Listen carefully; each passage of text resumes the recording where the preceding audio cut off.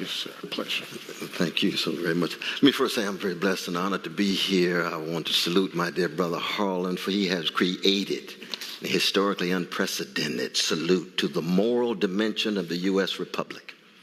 Why is that important?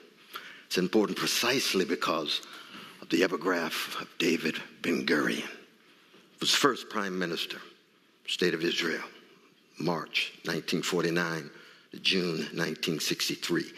He said, the state of Israel proves itself not by its material wealth, not by its military might or its technical achievement, but by its moral character and human values. One of the great contributions that we have seen when our precious Jewish brothers and sisters dealing with indescribable evil generated by Hitler and others jumped out of the burning buildings of Europe and landed in the Middle East, where there were both Jews and Arabs. Some of those Arabs later called themselves Palestinians. And the question would be, would they go with Albert Einstein and Judah Magnus and Ahat Aham and say, let us coexist? Or would they go with Jabotinsky and others saying, let us dominate? Very much like the founding of the United States and Canada and New Zealand and Australia, all of them with democratic visions, but also settler societies concerned with expanding and ending up dominating and subordinating people who were already there. So it is with this very, very fragile and precious experiment called the State of Israel. So that on the one hand, how do we avoid any ugly anti-Jewish prejudice, contempt, hatred, and at the same time, how do we stay in contact with the humanity of our Arab brothers and sisters? My question to you is, do we really believe that our response to the occupation and colonization that the BDS movement is concerned about, if it were a Palestinian occupation of our precious Jewish brothers and sisters, would we have the same response as opposed to the Israeli occupation of Palestinian brothers and sisters? What I love about this place is not just the words of Thucydides and Marcus Aurelius and Thomas Jefferson, but I saw a picture of Martin Luther King Jr. on the wall that Brother Harlan put there. And his concern is what? That a Palestinian baby has precisely the same significance and value as an Israeli baby. Just like a white baby, a brown baby, a yellow baby, whatever. No matter what national identity, no matter what sexual orientation, no matter what skin pigmentation, the moral and the spiritual challenge. My argument is that BDS, in no way perfect, having its own internal tensions, variety of different voices. The reason why I joined that movement is not because I don't have criticisms of the movement. Of course I do, and my dear brother Omar knows that. He's the founder of the movement. He lives in Ramallah. But it is the last nonviolent effort to try to ensure that the moral character and the human values of a settler colonial enterprise that has involved itself in expansion and extension and leading toward, in the language of our dear brother Jimmy Carter, a full-fledged apartheid. Not because Israel is in any way to be compared with the South African apartheid regime in all of its forms. Those Palestinians inside of Israel, much less apartheid. But those precious brothers and sisters in the West Bank and Gaza, Bishop Tutu says it's worse than apartheid. That's a moral issue. Brother Allen and I, who go back many years, he's kind enough to invite me to lecture in his class on the scriptural sources of law. We had some good times together at Harvard Law.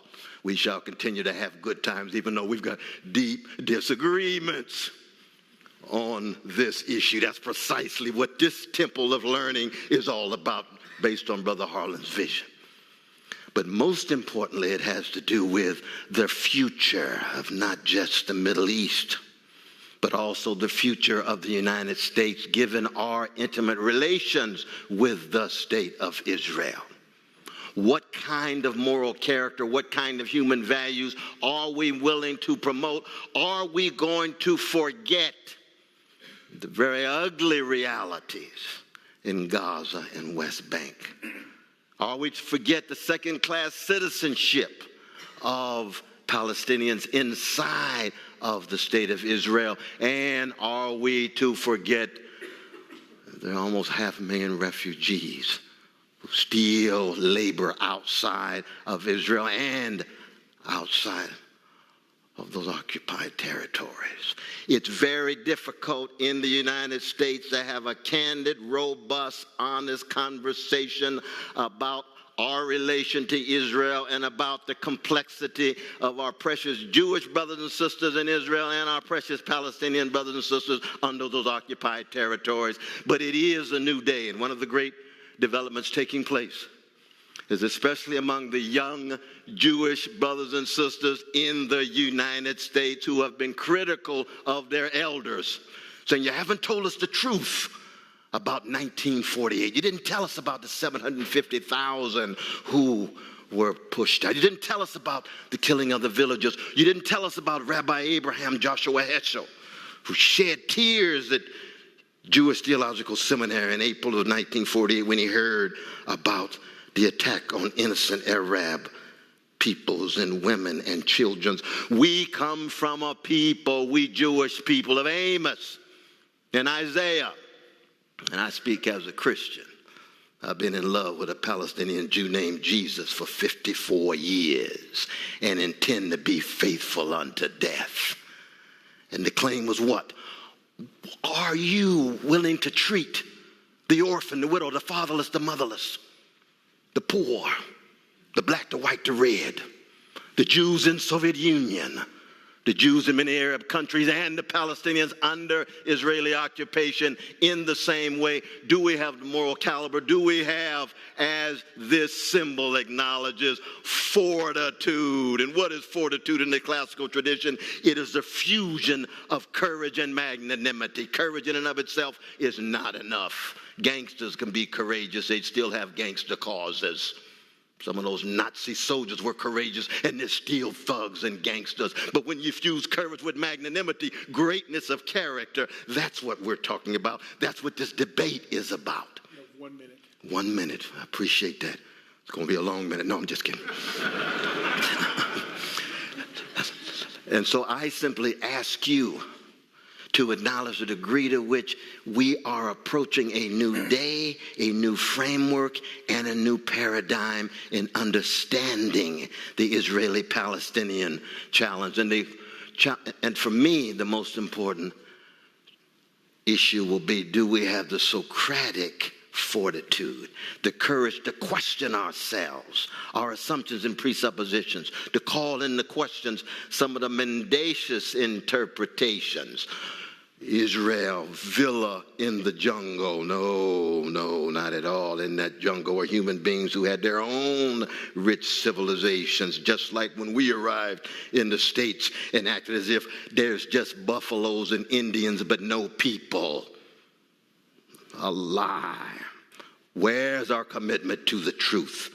And the condition of truth is always, as Brother Martin Luther King Jr. reminded us, the condition of truth is always to allow suffering to speak across race and class and gender and sexual orientation. So again, I want to thank my dear brother Harlan for bringing me back.